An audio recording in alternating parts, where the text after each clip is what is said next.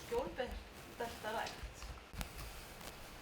Já, kannski bara svona kynni mig aðeins. Ég er skógaðurinn á Suðurlandi. Starfa þar sjá þjóðskógana, þannig að ég nú ekki beint á ykkar sviði að hugsa bændaskógana. Skógrækt á lögbýlum, en þetta náttúrulega allt nátengt og við vinnum mjög náið saman. Ég vann áður en Bjössi hætti hjá okkur, þá vinnum við náið saman og mikið í tengslu við þessi afurðamál og annað því tengt, En ég ætla að fara hérna aðeins svona yfir það helsta sem á döfinni. Þetta eru glærur frá honum Halli Björgvins, þekki nú all ykkar helsti maður. Má ég segja þeim frá því að þetta skjólbelti sem hérna, þetta skjólbelti á Bólsvelli og við settum seyru að hausti. Seyra botnfall og hreinsunarstöð og fráveitu og við settum hérna seyru að hausti og svo pöntuðu krakkar 5 röðum af trjá í þetta fyrir svona 1993, 4, 5 og sem sagt þarna nú nýttum við áburð og þegar við vorum að tala seyru á þessum tíma þá settu allir upp pokerface og héttum nefið en heilbrigðiseftirlit Suðurlands hjálpaði okkur við þetta og það sýnir okkur hvað hægt að gera við seyruna. Fyrirgefðu.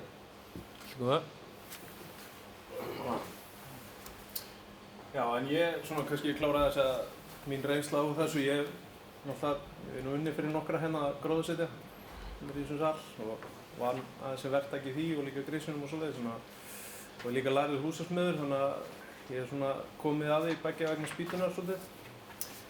En að þessum fyrirlestri þá var þetta aðeins horfurnar hvað framundan og hverju eru áherslurnar kannski núna. Það er kannski einn aðeins sem í umræðinu núna kolefnisbinding. Það er svolítið mikið fókus á það núna og það rauninni ekki bara skógræktarinnar að því hún vilja það, en auðvitað það líka bara vegna það áhersla stjórnvalda og þetta áhersla heimsins í loftslagsmálum. Eins og búið að koma hérna inn á, þá var náttúrulega skógrækt lykilatriðið þar í því að binda þetta umfram kolefni úr andrúmsloftinu. Þetta er markmiðið, það er náttúrulega eitt markmið með skógrækt og skjólbeltaræktun kolefnisbinding, en svo eru náttúrulega allar hinnar þessar hefðbundnu nytjar og markmið sem við erum með. Það eru viðarnytjarnar sem koma náttúrulega með umhirðu skóga.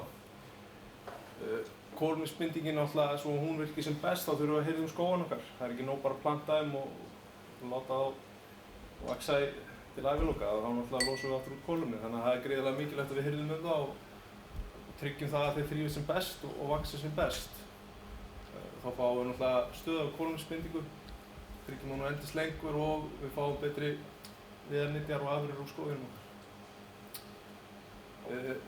Svo er náttúrulega skjólið, það er eitt lykilatriði, svo margir eru búin að koma inn á hérna, að þessi yndi sem við höfum á skóginum okkar og skjólbeltaræktinni.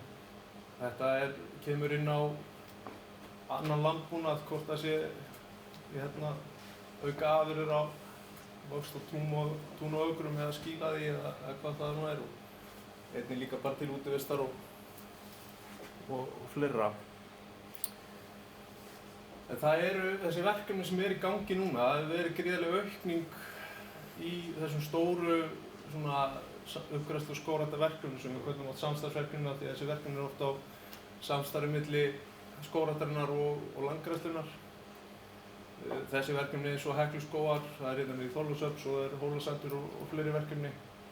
Þetta eru flest snúast það að vinna á mjög illa förnu landi og með uppgræðslu með skógrækt, og þá fyrst og fremst hefur það verið birki, en reyndar fleiri tegundir, ekki eingöngu birki, en það hefur verið, eins og í Þorlákshöfn hefur verið með alls konar tegundir. Það er furagreini, víðir, ösp.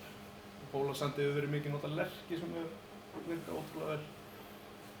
Það eru fleiri stór, núna bara síðasta árið hefur orðið alveg bylting í þessu með þessu stóru kolefnisbindingaverkefni. Það er nú aðskurðarstöðu fyrir austan, það er hringt, koma nokkuð símtölu eða tölvupóstur á viku með fyrirspurnir einhver verkefni, að fara í einhver verkefni til þess að binda kolefni með skógrækt á Íslandi. Við erum að tala orðið sko, ég man þegar ég byrjaði hérna 2017, þá var maður rosa glaður þegar einhver hringdi hérna Coca-Cola einhver og spurði hvort þið geti ekki farið í verkefni með okkur og myndu borga okkur hérna pening og myndu taka 3 hektar undir. Og það ætlaði bara að borga fyrir það og maður var bara yes, bara talaði þetta í vikur og kappstöðum. Núna þá, það er varla mann enn að svara eða beðið hektara sko. Við erum að tala um 100 hektara. Við erum með verkefni í gangi, fyrirtæki, hollenskt fyrirtæki sem heitir Landlife. Það var verkefni nú til 2 ára upp á 500 hektara. Þetta og þeir eru að binda sem sagt, að gera samninga við stórfyrirtæki á við Google og Bosch og fleiri út allan heim. Þannig að þetta hefur verið að breyta gríðarlega mikið. Það eru fleiri aðilar sem eru að koma. Þetta ekki bara innlend fyrirtæki, þetta erlend og innlend, eins og Hlynur nefndi Festi. Þeir sem sagt fjárfesti í jörð norður í Hrútafirði og eru sem sagt fyrsta íslenska fyrirtæki til að komast inn á loftslagsskrá. Við komum aðeins inn á þá eftir. Og það eru fleiri innlend fyrirtæki með þetta í pípunum að fara þessa leið, að komast inn á þennan kolefnismarkað. Hlynur fór nú svolítið inn á kolefnisumsöfnun í landbúnaði, þannig ég er kannski ekki að bæta mikið í það. Svo eru náttúrulega, þetta er náttúrulega, já, það eru samstarfsverkefni sem Skógræktin kemur inn í líka. Afurðamálin, þar eru mörg verkefni í gangi. Snýr að hérna á grisjunum, nýting á grisjuna við. Það hafa náttúrulega verið þessi stærstu kaupendur hafa verið Elkem og svo PCC á Bakka verið að bætast við. Það er meiri úrvinnslumál eins og já, bara sem dæmi brú sem við byggðum yfir Þjórsá sem var opnuð núna í sumar. Það var gríðarlega skemmtilegt verkefni sem ég var svona þó að koma í puttan í. Við sögum þarna einhvern 8,5 kílómetra spýtum í það. Það er náttúrulega bara og allt timbur sem var vottað fór í gegnum framleiðsluferli og unnið úr því límtrisbita sem fór í gegnum nákvæmlega sama vottunarferli og staðlaferli og þeir gera með allt sitt timbur. Og það stóðst það allt saman. Það var virkilega skemmtilegt að fara út í skóg og velja bestu trén til þess að saga niður, ekki lélegustu eins og oft er gert. Svo er náttúrulega stöðu þróun í gangi, það er verið að þróa íta áfram verkefnum til dæmis í viðavinnslunni og reyna að koma þeim áfram og koma því yfir á einkageirann. Það eru náttúrulega Mógil sá með allar sínar rannsóknir, gríðarlega gott starfinu þar. Íslensk skógarúttekt sem er okkar mikilvægasta tól í hérna kolefnisbindingamálunum og kolefnishagkerfinu. Og það er ýmislegt í gangi. Það hefur náttúrulega kannski vantað núna út af COVID, hefur ekki getað haldið að farastefnur eitthvað ráðstefnur. Þannig að þetta er svona kynningamálin kannski aðeins dottið niður yfir því hvað er í gangi. Það er já, mitt kolefnisjöfnun í landbúnaði, Hlynur fór aðeins inn í þetta og þetta er einmitt eins og hann segir, þá getur verið náttúrulega kannski sterkasta verkfæri sem bændur hafa skógrækt til þess að jafna út sitt kolefnisspor. Það er náttúrulega annað líka, náttúrulega minnka olíuáburðarnotkun og allt það. Já, fyll í skurði, það er líka möguleiki. Þótt að við bindum náttúrulega ekki mikið því en það minnka losun. Já, þetta er náttúrulega kynbætur líka í skepnum og brekkfóðrun og ræktun og allt það. Þannig að, já, ég myndi allavega að mæla með skógrækt og skjólbeltarækt og landgræðslu. Það er náttúrulega mörg verkefni í gangi þar. Þetta er það sem þið þekkið náttúrulega mörg hérna, allavega þeir sem eru búin að vera lengur. Það eru skógræktarsamningarnir, 90 skógræktarlóðbýrum, 10 hektarar upp í hvað sem þið viljið. Það gildir þinglýstur samningur til 40 ára eins og við þekkjum. Skjólbelt og skjólundir, mér fannst þetta virkilega jákvætt að það væri ekki bara horft í beinplöstu belti heldur farið yfir í þetta að geta búið eitthvað skjólundi. Af því að maður horfir kannski á vel ræktu bú eða jarðir þá er þetta ekki bara ræktaland, það er ofta alltaf einhverju hólar og hæðir og einhver órækt sem fylgir og það var náttúrulega upplegt að dempa skógi í það.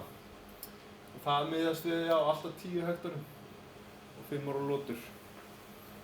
Við erum aðeins nánar í það hérna Og það þessi styrki sem við þekkjum í nytjaskógræktinni, það náttúrulega meira og minna miklir styrkir til framkvæmdana.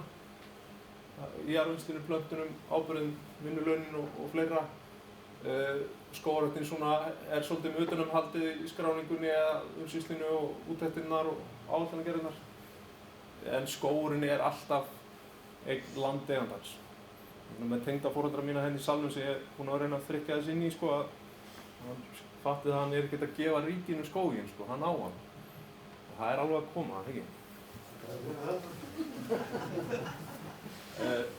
Svo skjólbeltin, það náttúrulega bara mjög svipað, en það náttúrulega kannski lendir aðeins meiri kostnaður á landeigandunum, sem hann þarf sjálfur að fær ekki greitt kannski vinnulaunin við að undirbúa landið með að tæta og koma skítnum undir og allt það, en fær styrk til í skjólbeltaplastið og plönturnar og vinnuna við að planta þeim og fær ráðgjöf á áætlanagerðina og úttektina og allt frá skógræktinni. Og það sama þar, það bara eign landeigandans. Svo það eigin fjármögnun, það kannski svona sem nýjast í þessu. Það það segir að landeigandi vill fjármagna sína eigin skógrækt og þá það þá í þessu loftslagskerfi, þessu kolefnishagkerfi sem hefur verið að koma inn og var loftslagsskrá kom 2019 ef maður rétt. Það aðeins öðruvísi útfærsla á því, þar sem við ferum aðeins betur í það líka eftir, þar sem það þarf að vera með óháða aðila í úttekt og vottun og þess háttar. En síðan náttúrulega landgræðslan, það sem mjög margir bændur þekkja á að vera í eins og bændugræðalandið og landbótasjóði, þar sem þetta að fá styrki frá landgræðslunni til þess að bera áburð og fræ og þess háttar ráðgjöf því. Og það verið svolítið aukning þar núna undanfarna ára að koma út birkifræi og þess háttar. Með skógrækt fyrir eigið fé, þá rauninni að vera að rækta skóg til þess að safna kolefniseiningar. Kolefniseiningarnar geta farið inn á markað og eru seldar þar. Og það yfirleitt selt í gegnum einhvers konar miðlunarfyrirtæki. Svona eins og þetta Landlife býst ég við sem ég var að segja frá þetta hollenska fyrirtæki. En það svo ég viti að sé ekki Íslands fyrirtæki komin í þetta miðla einingum, þetta mjög stutt og vel komið. Það kannski svona lykilatriði í því með það að þetta þarf að vera raunveruleg binding. Til dæmis skógrækt, sérstaklega góð. Og hún þarf að vera eitthvað sem viðbót við eitthvað annað. Það ekki hægt að taka skó sem þið eru með til dæmis í skógræktarlöpulum, það ekki hægt að telja það fram. Það ekki hægt að taka hekluskóga eða þólaskóga eða eitthvað svoleiðisverkefni inn í þetta, ekkert sem rauninni styrkt að ríkinu. Þetta þarf að vera viðbót, þetta þarf að vera nýskógrækt og þetta þarf að vera eitthvað sem varanlegt. Það ekki hægt að fara bara út með ríkreisispokann og dempa því út á eitthvað sand og vera rosa sáttur, eitthvað einhvert. Þetta verður að vera eitthvað sem endist. Og þetta þarf líka að vera mælanlegt. Það verður hægt að mæla bindinguna sem þið gerið. Og þetta þarf að vera vottað af óháðum vottunaraðila. Sem þýðir það að það þarf að meta landið í byrjun og svo þarf að taka það út þegar bindingin fer af stað. Þetta miklar upplýsingar þetta inn á skóg.is og rauninni hægt að koma spennt inn á þetta með að fara inn á skógarkolefni.is. Þar gríðarlega mikið lesefni þetta. Mæli endilega með að þið kynnið ykkur það. Og það reglur þetta hvernig þetta á að fara fram og hvað þarf að gera.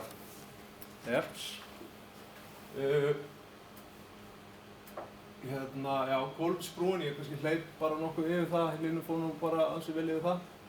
Og þetta að lesa meira það inn á skóga.is og skemmtilegt vídeó hjá honum hlið það líka. Rannsóknir og mælingar í kolefnisbindingunni. Það náttúrulega bara okkar lykilatriði þegar kemur að þessum viðskiptum með kolefni. Að þetta þarf að vera eitthvað sannarlegt og raunverulegt.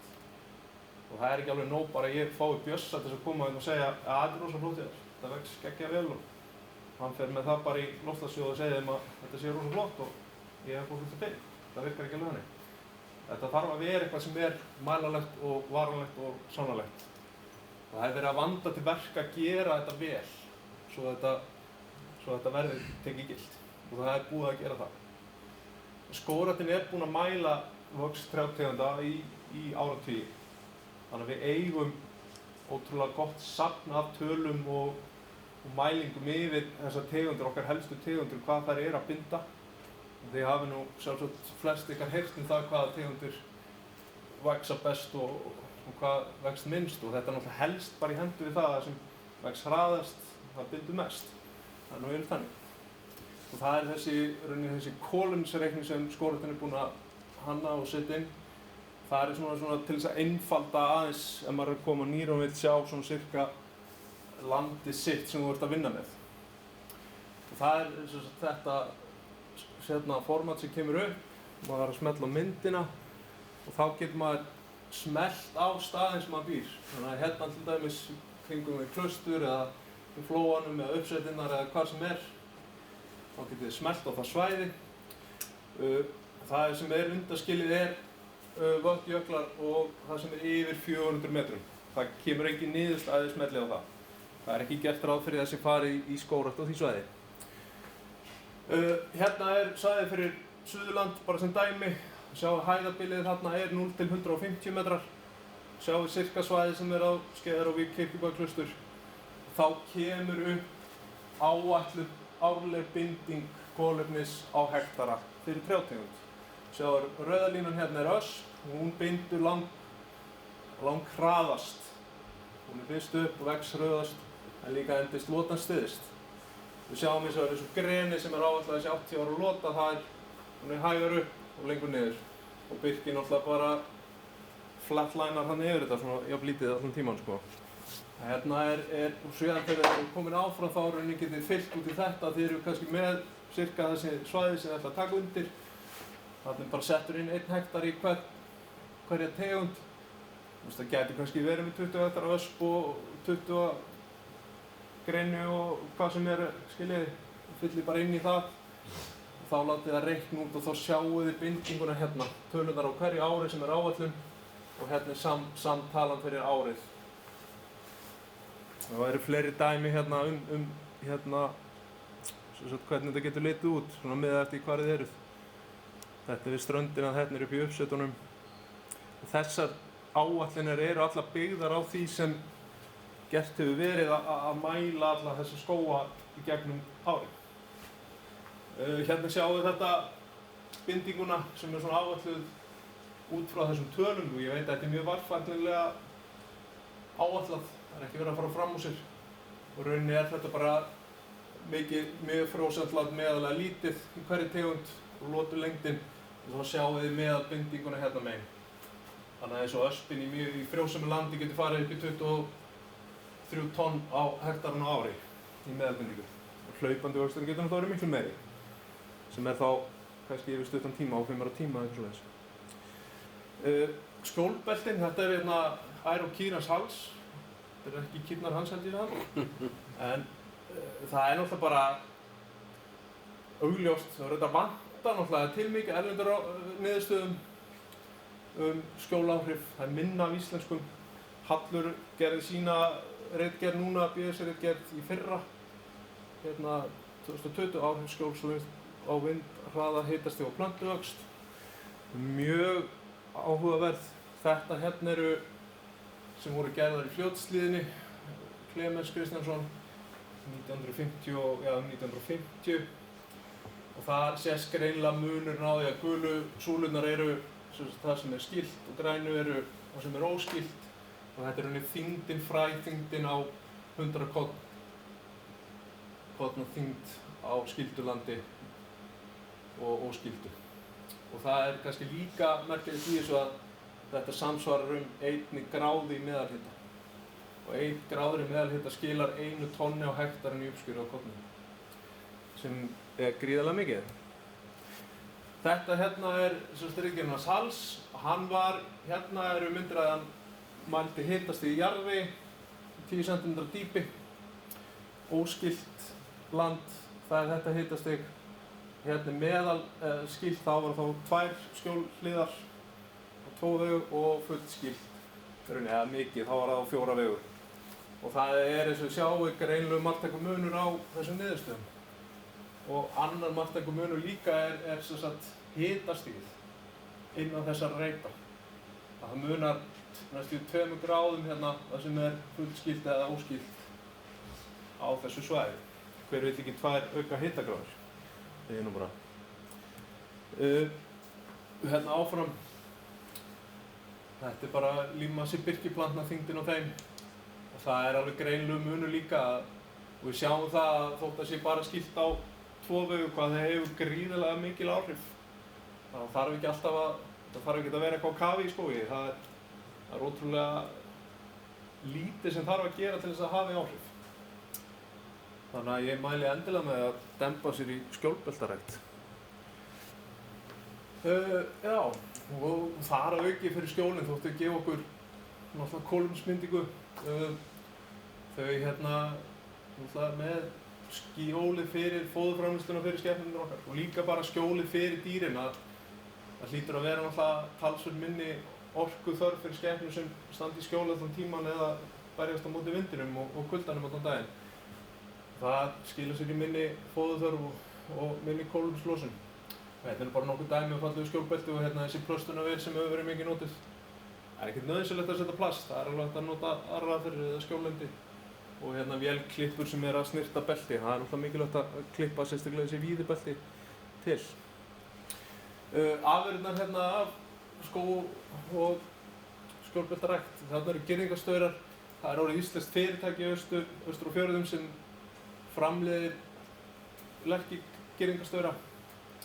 Mjög flottir voru konur held ég með samning við, það ekki verið Lífland, það ekki við segja? Tandraberg. Já. Með sölu að þeir myndu kaupa staurana. Svo eru það jólatrén. Það er glæsilega för, þetta er upp í Þjórsárdal hjá einn af mínum starfsstöðum sem ég sé Svo er hérna, já, bök og arðinnframleiðsla og grísunaviður. Þannig að það eru gríðarlegir möguleikar. Ég er að falla á tíma hérna. En síðan náttúrulega líka mikilvægt eins og með skjólið. Þetta er líka bara eins og með vel hönnuð skjólbelti geta dregið úr snjósöfnum við vegi og hús og annað. Svona í lokin þá er þessi skemmtilega mynd hérna á Íslandi og öllum þessu skógi sem er kaffari öll eins og það er heyrt. Að gulusvæðin eru náttúrulega birkiskógur og þessi rauðu sem þið kannski sjáu ekki, það er rauninni rækta skólendi okkar. Ég þakka bara fyrir mig.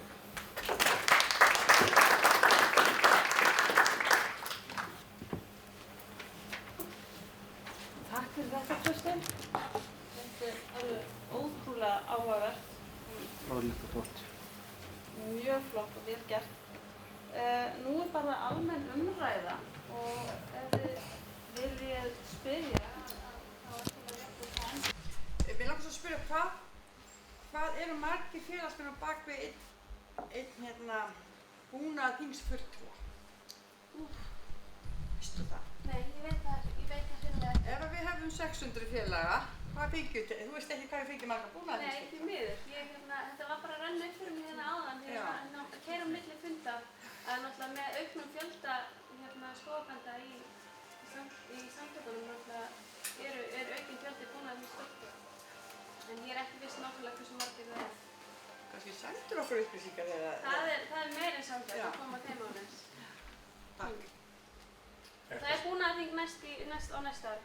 Raunar ábyggilega að spá hvað þarf mikið til að taka yfir. Já, Örugglega. eðlilega. Fleiri sem vilja. Já, kannski eins og því að það er. Já. Já, okt og einu svona heiti ég skógabóndi á Rangárvöllum. Hérna, ég veit ekki hvert að Trausti getur svarað þessu en varðandi skógrækt hérna, ég er smá áhyggjur af því að þessi verkefni sem er að taka, þessi bæði festi sem nefndi og hvað heitir Lifeline, þetta var og fleiri, að hérna við þurfum að horfa dálítið á framvendan og svolítið sem var sem framleiðslu nokkuð skógabóndi. Verður þetta ekki til þess að við lendum enn frekar í því að fá ekki það sem við viljum fá og þurfum að fá inn á okkar lönd sem við erum að byggja samkeppnin verið þannig að minnki því að það spyr sjálf sig hver kemur til með að ganga fyrir ef skógræktin er bara að semja 500 hektara eða 1000 hektara eða 1.000.000 trjá og hvað hvar eru skorið niður? Já, ég get alveg reynt að svara þessu, sko. Ég svo sem veit ekki, en eins og við kannski vitum að það var náttúrulega gríðarleg fákeppni á markaði fyrir skógblöndu framleiðendur. Það hefði verið fáir og voru endaðu þessi tveir stóru sem eru eftir. Helga er reyndar hérna, kannski ekki stóri, hún gerir sitt besta. En þetta er náttúrulega, ég held að það sé eiginlega öfugt, að sé með aukinni framleiðslu skapist tækifæri til þess að framleiða meira og það hefur allan verið síðan ég byrjaði hérna, þá hefur það sem ég hef fengið inn í mína þjóðskoða til þess að planta hefur verið uppsópið á gróðrarstöðunum, á dreifingarstöðunum, þar sem enginn hefur viljað. Ég veit ekki, ég hef svo deilið þessum áhyggjum líka að við séum svolítið að fara skart af stað mörgu leyti. Eins og þetta verkefni með landlæg, þetta er rauninni skrifað undir samningur í apríl og það var farið að stað í sumar og ég í mínu svæði að vera búinn að gróðursetja 400.000 plöntur. Þetta er náttúrulega bara algjör klikkun, sko. Og við erum bara að vona að frjósi ekki allt til fjandans fyrir einhvern tímann í nóvember, bara þess að við náum að koma þessu niður, sko. Allt einhvern af því sem lítið er, sko. Já, algjörlega, en ég vona allavega að þetta verði frekar til þess að efla framleiðsluna og með eldri framleiðslu þá geti það orðið til þess að það verði meira frambúð fyrir heildina. Það er óskandi, sko. Má ég koma að spennum? Þú nefndi líka að að skógurinn væri óskipt eign landeiganda en það er að segja að þessir sem eru samning við ríkið en við getum samt ekki átt kolefnisbindinguna sem að myndast það. Nei. Þannig að það er ekki alveg óskipt. Nei, það er vissulega. En allt í lagi. Ég spyr af hverju ég áttur með því að við getum það ekki og ég skil alveg það sjónum það er að ríkið styrkja þetta og mest að bæðilega. En hver telur það þá kolefnisbindingu þá til sín? Ég held að það fari inn í loftslagsbókald Íslands sem heildina. Já, bara ríkisbatterið. Já. En mér skilst, ég reyndar eins og ég tek það fram, ég er ekki mikið inn á ykkar sviði í mínu daglega starfi, þannig að ég er kannski ekkert alveg inn í öllum nýjustu málumnum með svona ykkar málumni með þetta, við viðurkennum það, en ég held allan að það hefði verið einhver svona pæling með það að skoða þessi málumni betur með skógarbændum. Þið nú kannski þekkið það betur, þannig að við vantilega verið þar inn á borði að ræða það. En mér finnst það náttúrulega bara ekkert annað en sækjart að það skiptist eitthvað. Yes. Já, bara aðeins í framhaldi af þessu að Þröstur skógræktarstjóri hefur opnað á það að þetta verður skoðað rækilega. Hugsanlega veit Hreinn Óskarsson situr hér brúður hvort að þetta verði rætt í yfirstjórnina, hann situr nú í yfirstjórn skógræktarinnar. Ef ekki þá tekur þetta bara upp í umræðu og segir að það verður öflugur skógarbóndi hér að nefna þetta og er ekki eitthvað sem við viljum láta skoða fyrir okkur með þeir sem eru komnir með skóg hvort að við getum dottið inn í þetta á einhverjum tímapunkti. Er ekki raunverulega það sem þú ert? Jú, mér finnst það alveg eðlilegt að sko ríkið fá að njóta þess sem það er að styrkja okkur í sko, en það er alveg ljóst að þetta er við að setja hellinga vinnutíma og peningum í þetta líka sko og einhverjum tímapunkti, kannski ekki 40 ár en einhverjum tímapunkti sem við ætlum að geta allavega átt nú líka á því sko. Hitt sem ég ætla að nefna að í fundarboðið þá svona opnuðum við á að það væri hægt að ræða kannski hvað félagið á að standa fyrir í framtíðinni en stjórnin sem er núna er eiginlega ákveðin í því að fara í endurskoðun á markmiðum félagsins og annað þannig að ef að þið hafið hugmynd hvað þið viljið láta félagið gera fyrir ykkur þá endilega senda okkur tölvupóst eða standið upp hérna og koma með hugmyndir en við verðum örugglega með markaðsmálin alveg örugglega innir í stefnuskrá mikið sterkar heldur en núna. Við verðum örugglega með að skoða, ég vil endurskoða hvort að við komum eitthvað inn í að finna fólk í gróðursetningar eða hugsanlega grísjun, villibysjöfnun og annað. Þannig að við förum í endurskoðun á félaginu núna í vetur þannig að ef ekki núna þá hafið tækifæri að senda tölvupóst á mig eða Agnes eða Sigurjón eða Hrönn eða eitthvað í svo byrða og við ætlum að fara í þetta verkefni í vetur með félagið en ég veit að kolefnismálið brenna svolítið á okkur þannig að ég ætla ekki að drepa þá umræðu, alls ekki, en ég veit að Hreinn er Já, ég skal prófa að svara hinu líka þannig að það var talað um nokkuð í myndlinur, ekki verið hérna bak við súluna. Já! Nei, það var í sambandi við plöntunar, það er náttúrulega ræktað plöntur fyrir nytjaskógræktarbújörðum og settur ákveðið kvóti í það á hverju einasta ári sem er miðað við fjárveitingarnar og ég veit ekki hvort það er eitthvað umfram sem er á hverju ári sett í þetta en allavega þá er afgangsplöntur yfirleitt á hverju einasta ári í dreifingarstöðunum sko sem þýðir að fólk er ekki að taka þær plöntur sem það ætlaði sér eða hvort það er aðeins sett mikið af plöntum í þetta. En það virðist nú ekki vera sko að þetta sé skortur eins og er. Það gæti alveg orðið og þá þarf að framleiða meira, það er alveg rétt. En í sambandi við kolefnismálin þá í rauninni væri það kolefni sem er núna að vaxa upp í ykkar skógum miðað við reglur sem eru alþjóðlegar ekki verslunarvara sko. Það verður að vera nýr skógur, það er alltaf skilyrðið. Við erum ekki hægt að planta út sko. Nei, ég segi það. Og þá getur verið möguleiki fyrir jafnvel einhverja landeigendur sem hefur áhuga að koma inn í svoleiðis verkefni hugsanlega að taka einhver hluta af jafnvel landi sem hefur þegar verið samið en ekki búið að gróðursetja í og setja það inn í svona verkefni. Og þá getur verið annar aðili sem er búinn að fjármagna það og þá er þetta að gera samning við þann aðila hugsanlega að klára það bara einu ári í staðan fyrir að þetta geti tekið mörg ár gegnum ríkiskerfið. Og svo er alveg hugsanlegt að inn í samningnum við þennan aðila sem myndi fjármagna þetta til að geta átt kolefnis einingarnar sem verða til að það er alveg hugsanlegt að samningurinn geti fallið í sér landeigandinn ætti kannski 10% af þeim einingum, ef þið skiljið mig. Ég er eitthvað smá ágjörð að þá er þetta orðið hlutabréf eftir 5 ár sko, sem að landeigandinn á, partur af öllu sko. Það er eitthvað punktur því að líka ákveðin hvati í því sko. Það er ekki vilt hvati í því fyrir skógareigandann að eignast ekki kolefniskvótann. Akkurat. Og auðvitað vill maður að skógurinn líti vel út þessu fallur og allt það en það mun draga úr hvatanum á því að heyrða vel mann og allt það sko. Já. Sem að nær vestu bindingunni.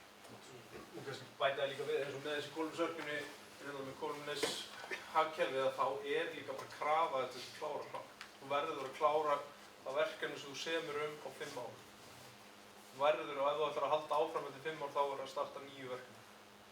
Þannig að ef þú ætlar að taka undir 500 hektar þá verður að klára á 5 ár. Sem er náttúrulega bara kannski eitthvað sem geti hentað mjög mörg. Ég vilja keyra bara hratt á þetta og fá skóginn hratt upp.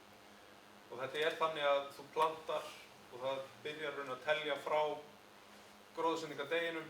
Þú verður að vera búinn að votta raunni startið eftir 2 ár frá því þú byrjar að planta. Einingarnar í bið fyrstu 5 árin, þannig að þá verður það teljast þær ekki inn. Síðan eftir 10 ár frá gróðursetningu er skógurinn mældur og vottaður aftur og þá er mælt rauninni hvað skógurinn er að binda og þá er þetta farið að rúlla. Eftir 5 árin er rauninni bara tjekkað á því hvort það sé algjör dauði eða hvernig staðan sé, hvort þetta sé að lifa þokkalega eða vel eða ekki. Og ef allt er í góðu þá er haldið áfram og eftir 5 ára eftir það þá er tekin þessi 10 ára mæling og svo 10 ára fresti. Það er alltaf ekki 10 ára fresti. Og þannig rúlla það og þá fara þessar einingar og hver kolefniseining er 1 tonn af bundnum kolefni. Þegar þú ert búinn að bunda 1 tonn af kolefni með skóginniðinum þá áttu 1 kolefniseining. Og þá er hægt að fara að koma því í þessa miðlun sem ég talaði um áðan og koma inn á marka og þá er þetta rauninni í þessum kolefnisbanka sem er samt meira eins og að vera með hlutabréf. Þetta er ekki beint eins og bankaviðskiptið meira eins og hlutabréfið. Þetta er frábær þróun. Er ekki sagt að skógrækt sé við næstu kynslóð þannig að þetta verður vonandi klárt fyrir hana. Já, algjörlega. Linur? Já, mér langar að taka punktar sem Októver nefn líka báða eins og hreinn.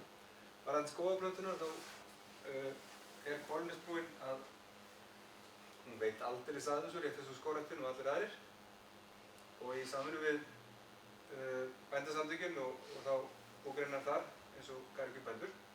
Það eru þeir sem munum framleiða plöntunar, endilega langflestar. Að það er tengslinn við til dæmis bændastéttina, bænda og jafnvel landbúnaðarskólann. Við getum verið með þrístók þaðan skógræktin getur það líka, sjálfsögðu.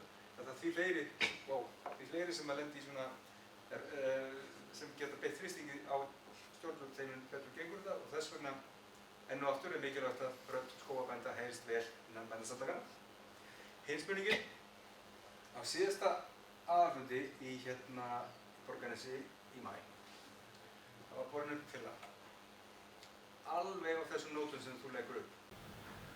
Hugmyndin með þeirri tillögu er að geta séð hver staðan á jörðinni, bindingin á jörðinni er, status quo og áætlun og boðið einhver, jafnvel boðið hana til sölu, ef þú finnur einhver til að kaupa.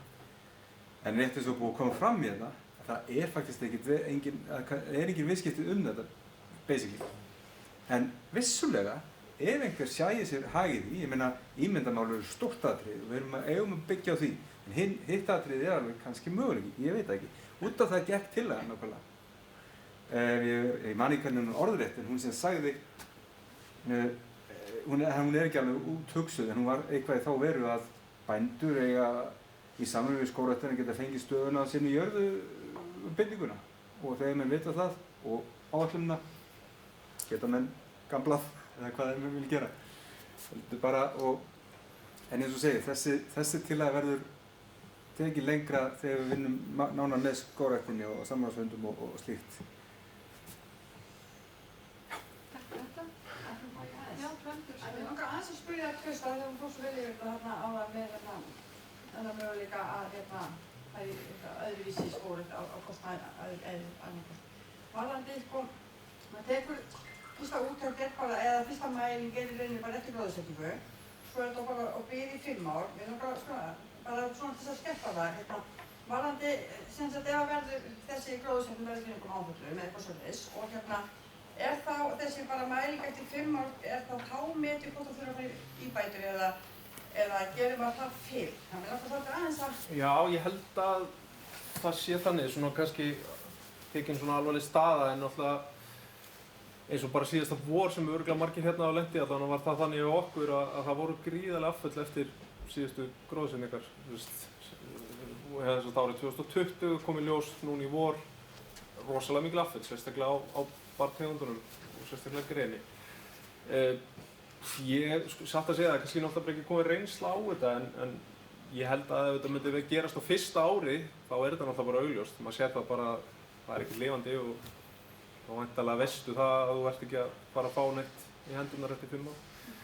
En ég held að sé svona kannski þessi svona formlega útlit eftir 5 ár þess vegna þessar einingar í bið að þeir rauninni ekki vita að þeir séu farnir að vinna. Og já, ég held að það svarið sé þá já að það er rauninni formlega tekið út eftir 5 ár. Ef ég skil þetta rétt. Svo er bara skógarbóndans eða landeigendur að meta það hvort hann þurfi í endurgróðursetningu ef það verður stór áföll. Akkurat, og það er hefur verið gerð áætlanagerð og ráðgjöf og allt þetta svona sem er þá í boði. Hefur verið þá kost sem þú þarft að greiða fyrir væntanlega. En þetta er eins og ég segi, þetta er náttúrulega bara algjörlega í bernsku skónum og það er ekki komin inn reynsla á þetta ennþá hérlendis.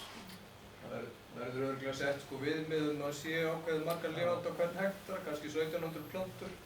Segjum við séu setta niður 2500, þá er alveg í lagi að séu svolítið afföll en 1700 tré þau binda álíka mikið og 2000 eða 2200.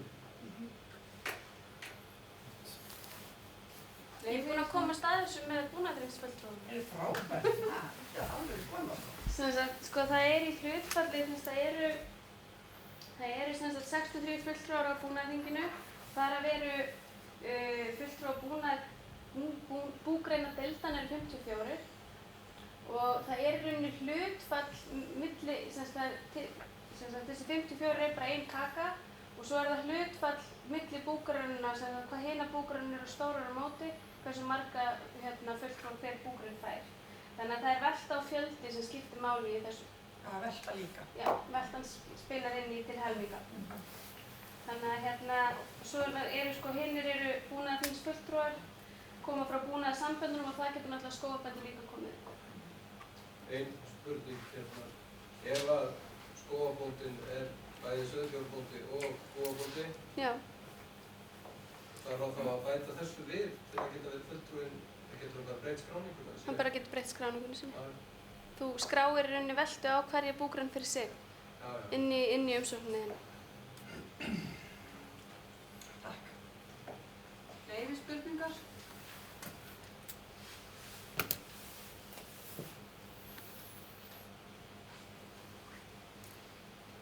Það er sko fljótt. Klukkan á 9:30, þannig að við þurfum bara bráðum að slíta þessu. Það verða mjög flottur fundur. Ein spurning hérna Ísólfur, hvað er stærsta tréð hjá þeim núna hátt?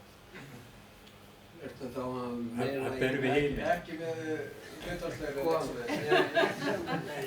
En við vorum að leika okkur að ég þeir sem að munið eftir Markúsi Runólfssyni sem var mikill skógræktarfrömuður og ég var að sýna þeim einhver tré hérna upp á fjalli og hann sagði alltaf það sem ber við himinn sko og það var ekkert alltaf svo ægilega hátt sko.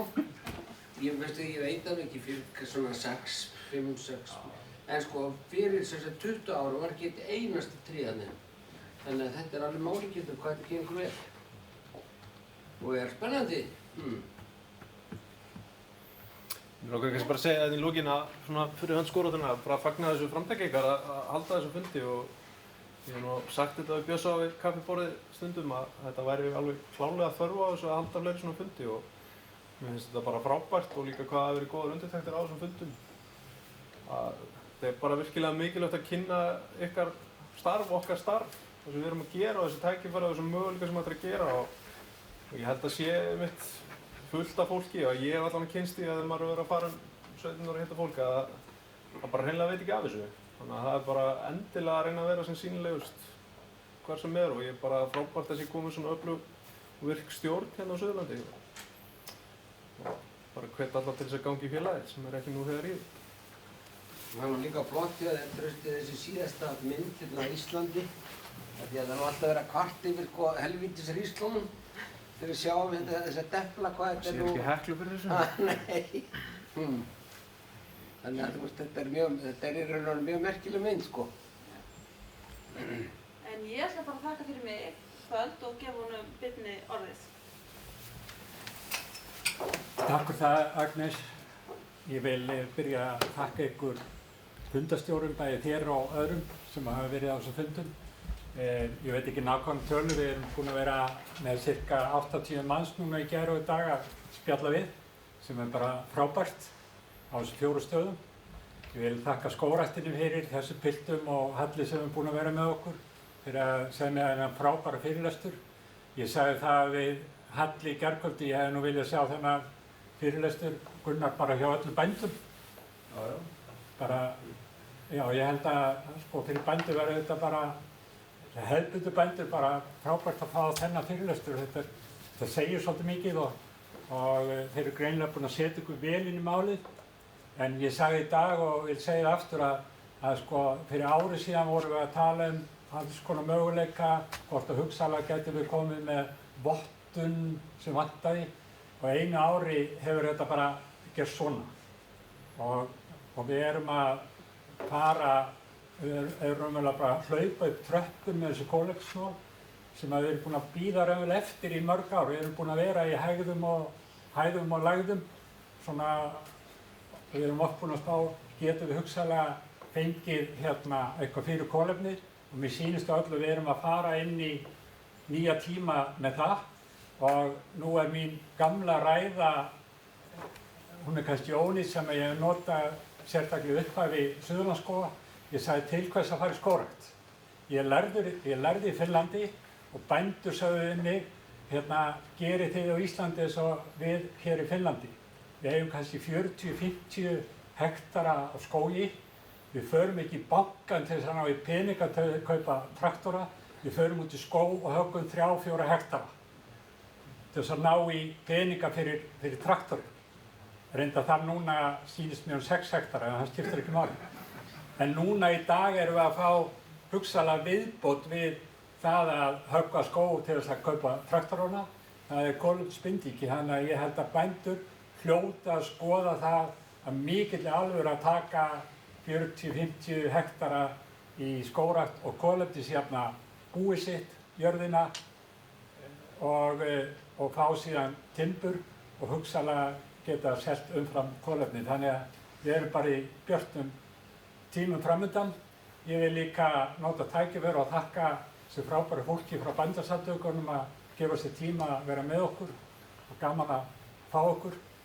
Og þakka Ísóli Gylfa að gefa svolítið af sér og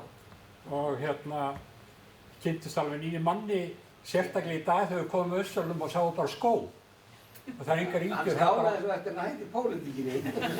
Það sem bara komin skó úr Össölum og ég glæddist líka í morgun við fórum í skógagöngu hjá hjónunum Prestbakkakoti og ég var svona að ráðleggja skógrækt þar fyrir einhver árum síðan og alltaf labbandi hér. Núna sem löpum við út í skóginn orðin, já hvað var hann hár? Kannski 12-14 metrar. Og náttúrulega frjósamur jarðvegur og flott. Og svo endaði Sólveig Prestbakkakoti að labba út í jólatrjáareitin sinn. Og trúiði mér, þau geta selt 10 jólatrjá í haust alveg í þessari stærð og niður. Og ég er umhverfið vissi það að við vorum eitthvað að reyna við þetta en sáum líka tilraun sem að Hreinn hafi sett út. Hreinn, veistu, það eru komið jólatré og tilraunum sem hún hélt að væri ónýtt. Þannig að það er mikil gleði eftir þessa 2 daga hjá okkur, við erum búin að sjá margt og ég held að núna í vetur við notum tíma til þess að byggja félagið ennþá meira upp og marka nýja tíma fyrir félagið, ekki næstu 5 árin, ekki næstu 10, ekki næstu 20, heldur við erum að tala hvar viljum við vera eftir 25-30 ár. Bara horfa þangað og við erum með hér í þessum hóp markaðsmenn sem við höfum örugglega eftir að heyra í og blessaður. Og ég sé að þú kveikir ekki hvert ég er að tala. En Var það Björgvin? Það er Björgvin sjálfur. Ég sá þetta á augnaráðinu. Við eigum eftir að spjalla saman í vetur og vonandi næsta vor þá getum við verið búin að marka nýja stefnu fyrir félagið inn í framtíðina. En takk fyrir kvöldið, ég er örugglega að gleyma að þakka ykkurum en takk kærlega fyrir komuna og býð ykkur bara góðra nætur og farið varlega heim í myrkrinu. Takk fyrir.